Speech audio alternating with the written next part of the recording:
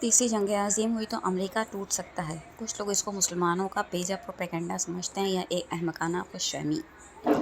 लेकिन अगर हम पहली जंग अज़ीम अव्वल और दूसरी जंग अज़ीम अव्वल के हालात का जायज़ा लें तो उस वक्त क्या हुआ था कि दुनिया दो धड़ों में तकसीम हो गई थी। अलग अलग मुल्कों में पहले ही थोड़ी बहुत जंगें चल रही थीं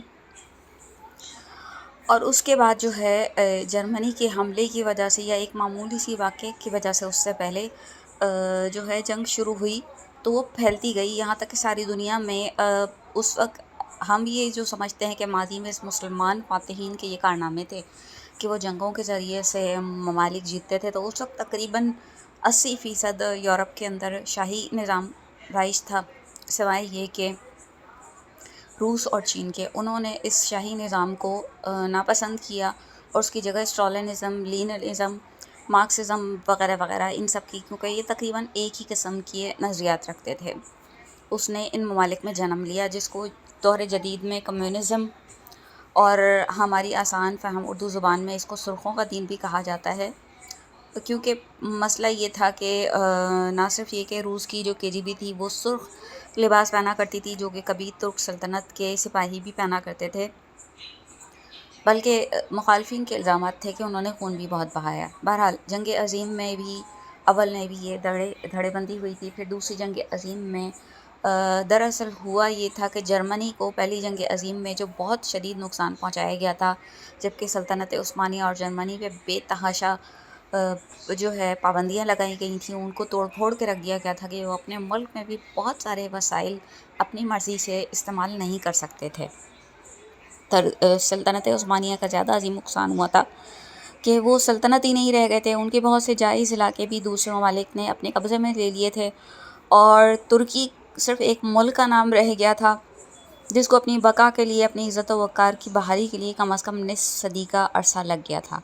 जर्मनी एक बड़ा मुल्क था, पाबंदियाँ तो उस पर भी बेशुमार लगी थी, लेकिन अपने हमसाया ममालिक के ज़रिए से, और कुछ कहा जाता है कि हिटलर जो है वो दूसरी जंग अज़ीम, पहली जंग अज़ीम का जो उसने रिज़ल्ट देखा तो दूसरी जंग अज़ीम में वो एक उसने अपनी सारी ताकत जमा की। उसने कहा ये लोग वैसे ही हमें कुछ कमाने खाने का मौका तो दे नहीं रहे, एक वजह ये थी।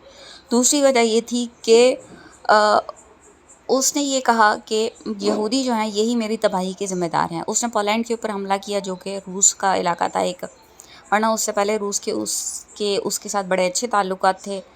तो और उसके साथ साथ उसने बहुत सारे बरतानिया के नौआबादियात या कॉलोनीज़ पर भी हमले किए, तो उनको बचाने के लिए बरतानिया आगे आया। और फिर जो है बरतानिया चूँकि उस वक्त ख़ुद एक टूटती बिगड़ती ताकत थी, वो अकेला इस जंग को डील नहीं कर सकता था। पहले उसने अपने इर्द गिर्द के यूरोपीय ममालिक को अपने साथ मज़लूम बन के मिलाया, फिर उसने अमेरिका की मदद हासिल की। रूस शुरू में जर्मनी के साथ पुरानी दोस्ती निभा रहा था, लेकिन जब उसके अपने एक हिस्से पर पोलैंड के ऊपर बराह रास्त हमला किया गया तो फिर वो भी जर्मनी के ख़िलाफ़ हो गया। तो उस वक्त कहा जाता है कि इसी वजह से कि हिटलर एक किस्म के जुनून का शिकार था। उस जुनून की हालत के अंदर, जबकि उसकी कौम भी यहूदियों को अपनी तबाही का ज़िम्मेदार समझती थी कि वो उस वक्त मुल्क के सबसे अमीर तरीन लोग थे, ज़्यादातर माशियात उनके कब्ज़े में थी, और हिटलर का नज़रिया या अक़ीदा ये था कि इन लोगों ने अपनी मईशियत को, ज़ाती मईशियत को मजबूत करने के लिए जर्मनी को बहुत सख्त नुकसान पहुँचाया है।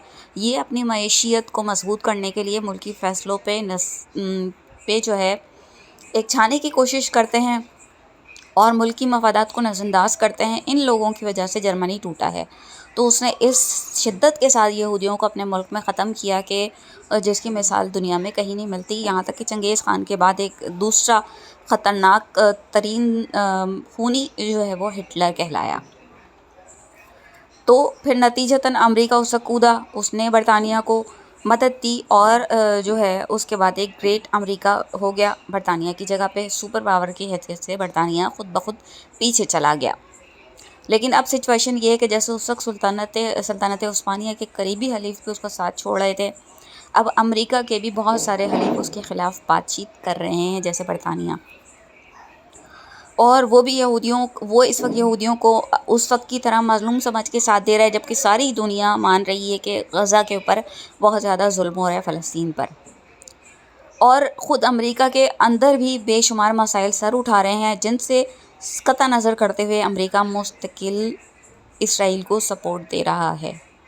تو اب اگر ایسے میں عالمی ہمدردی جبکہ وہ ویسے ہی فلسطین کی طرف ان کا جھکاؤ بڑھتا جا رہا ہے، اگر وہ ایک صورت اکٹھی ہو گئی تو نتیجہ